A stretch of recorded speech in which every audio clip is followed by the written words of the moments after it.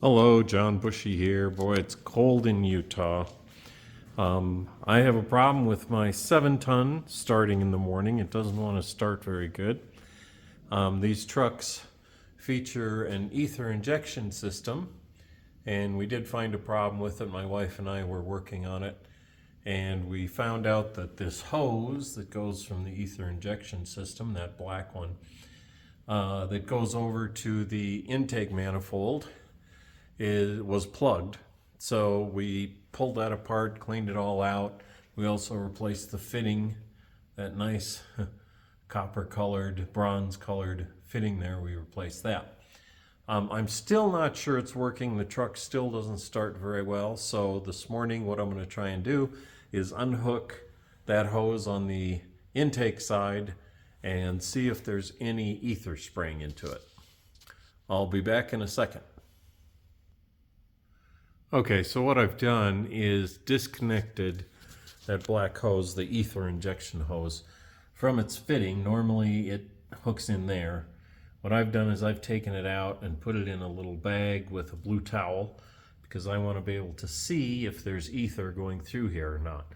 I know the hose is okay, and I just replaced the ether container, but there's a filter, they say, at the bottom of this thing someplace. I wasn't able to find it, and maybe that's plugged.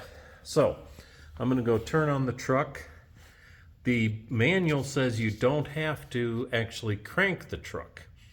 What you can do is just turn the ignition on.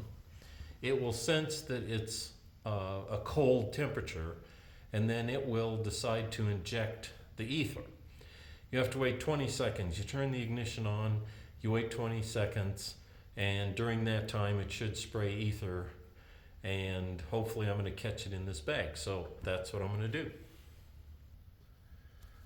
Okay, so I followed the procedure and waited the 20 seconds, and it never sprayed anything into the bag. So the ether injection system seems to be not working, or the manual's wrong. I don't know which one.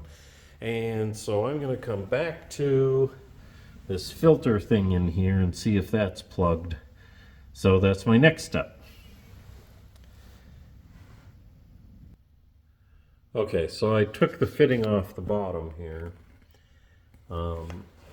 Sorry, that doesn't want to focus. There was a fitting here that this end plugged into, and up here it says there's a filter and an arrow, and then it says left hand, and I thought it was talking about the cartridge, but actually I guess it's talking about this fitting that was on the bottom, because I had to turn it the opposite way to loosen it.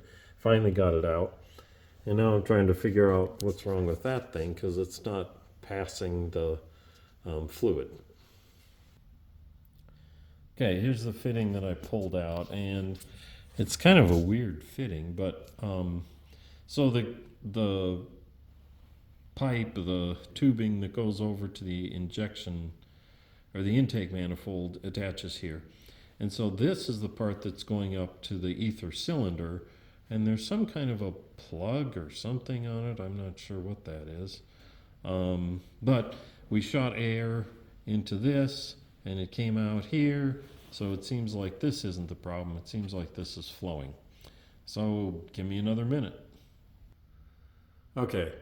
So I looked into the bottom of this thing, and I don't see any obstructions or anything down there, but I still don't know why it's not working then. It might be because of the temperature. I was going to mention that earlier, that in the Marine Corps manual it says that it has to be below freezing, 32 degrees Fahrenheit, before this system will spray ether. However, in the KBi manual it says 40 degrees. So is it 40? Is it 32? I don't know. So what I'm going to try now is disconnect that connector, and I'm going to feed 24 volts into it and see if any ether sprays out the bottom. Okay, my wife's holding the camera. We hooked up some power wires to the solenoid, hopefully. And so when I apply 24 volts, I'm hoping that it will shoot out a little bit of ether. We'll see what happens.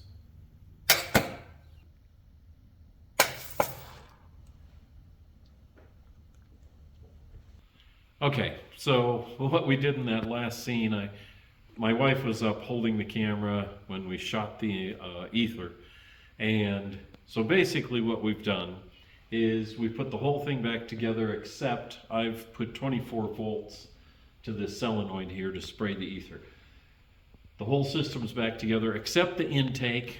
We left that and it left it in the bag, and when my wife was holding the camera you could see the ether spray in the bag.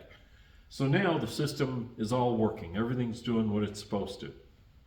So at this point the only thing I can think of is that the Marine Corps manual is correct and that the ether system doesn't activate until it's 32 degrees. And today it's like 40 degrees, so you know, it's not cold enough. I wish it would activate at a higher temperature, because on this particular truck anyway, starting it when it's 40 degrees is still really difficult. And I think it would help if there was a little bit of ether in there, but there isn't. So yeah, the system activates at 32 degrees. Now the system's working fine, that we've cleaned out that hose, it was all plugged up, and we replaced some of the fittings and stuff. So now it seems like the whole ether injection system is working. We just have to wait for it to get colder before we can use it to start the truck. So that's the end of this video. Thank you for watching.